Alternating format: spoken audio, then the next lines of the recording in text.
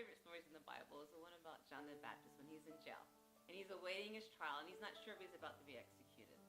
And he starts having doubts and wondering if Jesus is the Savior, the one that everyone's supposed to be waiting for.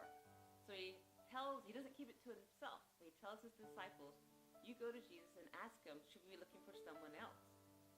And when they get there, they ask him, and Jesus starts performing miracles. He doesn't get offended. He doesn't stand up to him like he did the Pharisees. He starts healing and doing miracles, and whoever's around him. And then the disciples witness all this. And then Jesus tells him, he goes, go tell John what you have seen. And then Jesus looks to the crowd, and he says, no greater man has been born of woman besides John the Baptist. And he didn't start belittling John. He didn't start cutting him down, saying he had little faith. No, he starts praising him to everyone. And to me, that spoke many words to me because Jesus wasn't offended. He wasn't threatened by John's doubts. He knew John's heart, and he knew that John needed some help, something to give him some courage to endure the trial that he was about to face. You know, John wasn't going to be saved. Jesus knew John was about to die. And so then this helped me have the freedom to ask God my own questions and share my own doubts. Like, you know, how do I love you? How can I do this? How can I trust you here? How do I know you're going to be with me through this? And when this happens, what do I do? And I don't have to play brave. I can go to God and be honest with what's going on in my heart and not worry that he's going to be offended because he knows what I'm feeling. He knows I'm really seeking him. And if I seek him with a pure heart, I can trust knowing that he will answer those questions. The reason I wrote this book is I was a missionary, and we were working overseas, and I was preparing for a Bible study with some other colleagues of mine. We were feeling burnt out. We were giving to other people, and we felt like our own spiritual life was going dry. So I was preparing for the study, and as I was doing it, the author of the study kept talking, I just love the Lord. I just love the Lord. And it was driving me crazy. And I don't know what it was. I was wondering, like, is it her? Was it the content? And I couldn't quite figure it out. You know, normally I really enjoy this author, but as I kept reading it, I started cringing. And all of a sudden I started wondering, like, when was the last time I said I love God?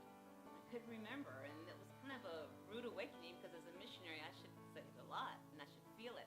And then as I started thinking that, I'm like, do I feel it? And then, do I even love God? And what does it mean to love God? And I began to question, how do I love God? Because a lot of natural disasters have been happening, and a lot of horrible things in the world happening. Like, how can I love God like that? And then all of a sudden, as I start thinking, I'm like, oh my gosh, I don't love God.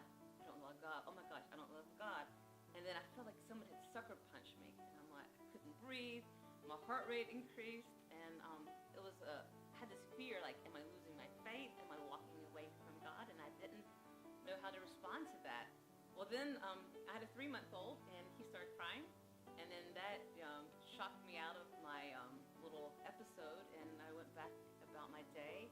And but later that afternoon, I had the Bible study with my colleagues, and when we got to that same point in study again, my heart rate started increasing, and I was just sitting still on the floor, and I didn't know what was going on, and part of me was like, oh my gosh, does God want me to share this? And I started getting nervous, and these were friends, and I started looking around the room, and I'm like, well, these are safe people. I could share this with them. But we were a group of very talkative women, and everybody's just talking away, and I'm like, okay, I'm safe. I'm not going to interrupt anyone to tell them I don't love God anymore. And then all of a sudden the room went quiet, and it was one of those awkward silences where no one was speaking, and we're all just kind of looking around like ho-humming. So then all of a sudden I started talking. I don't know what I was saying. I was just talking about that part of the study. And the next thing I know it, I'm like, I don't think I love God anymore. And it was like, I mean, they're almost like, oh my gosh, everyone, like, some were like, looking around the room, like looking everything but are at me. Others were looking at the carpet. One girl looked like I had like socked her in the face, and another that I was enjoying a cold or something. And but no one really knew what to do with me, and it was quiet again. And finally, one of the old women in the class goes, of course you love God. You're just in a stressful time in your life. You have a newborn. You're in a foreign country. Things will get better. And everything she was saying was true, but something in me made me think, that's not it. There's something more to this. That was the beginning of the journey. And it took a couple of years, took many years actually. And God began revealing hindrances that were preventing me from really seeing him and experiencing his love and loving him. It was stuff like the natural disasters. Why, if God really loves me, why would he allow this stuff to happen?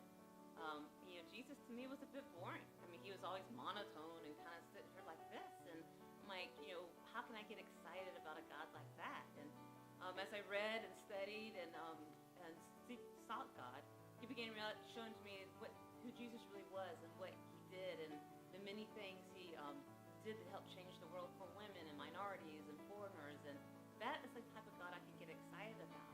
I mean, my life is so busy, it's hard to really invest in love when you're busy doing good, when all God really wants you to do is sit down, commune with him, and then he'll show you what to invest in. So this book is not just to give you my story, but it's to inspire you to start your own journey, to seek out God and ask questions and find your own hindrances that may be putting a damper on your relationship